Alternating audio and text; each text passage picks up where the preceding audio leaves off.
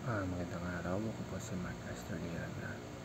Ito po ang aking daily devotion ngayong December 2. Narinig mo na ba yung first gospel? Jesus, promised seed. At ang Bible verse ngayong araw ay galing sa Genesis chapter 3 verse 15. Ang sabi po ay, "And I will put enmity between you and the woman, and between your offspring and hers. He will crush your head, and you will strike his heel." Alam nyo, minsan iniisip natin na nagsimula lang kay Jesus ang kwento ng salvation sa New Testament. Pero ngayong araw, gusto ko pong i-remind kayong lahat na even from the very first moment na nag-fall ang humanity sa Garden of Eden, God already gave us hope.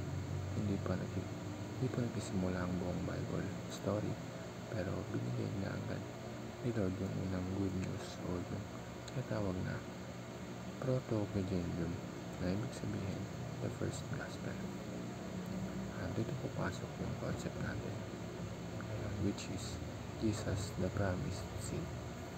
Sabi sa Genesis chapter 3 verse 15, may darating daw na seed, isang offspring from the woman na completely udurugin ang work ng serpent.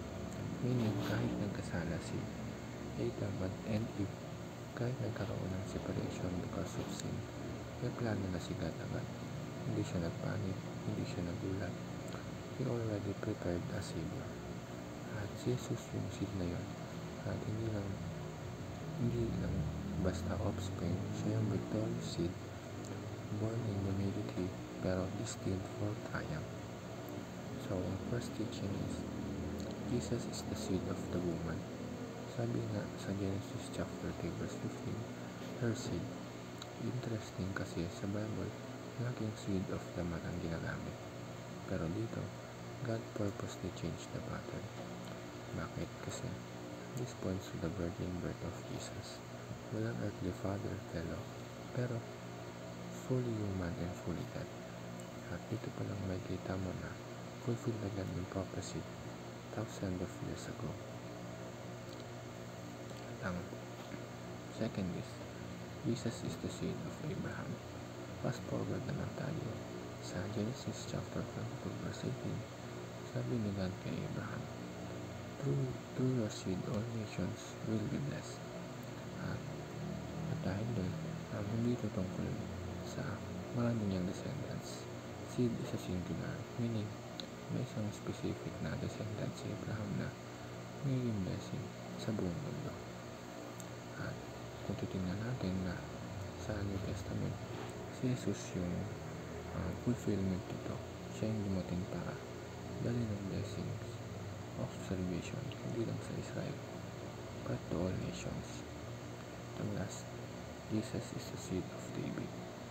Lastly, sa 2 Samuel chapter 7, nangusap si God kay David, Your seed will sit on your throne, and his kingdom will last forever. Kung titignan natin, walang earthly king na nagtanggal forever. Lahat sila nag-fail, nag-sin na namatay. Pero si Jesus, descendant ni David, he is the king whose kingdom has no end.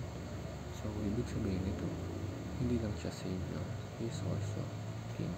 At bilang king, siya yung may final authority. Siya yung nagtagumpay sa evil. Siya yung restore ng lahat ng sinira ng sin.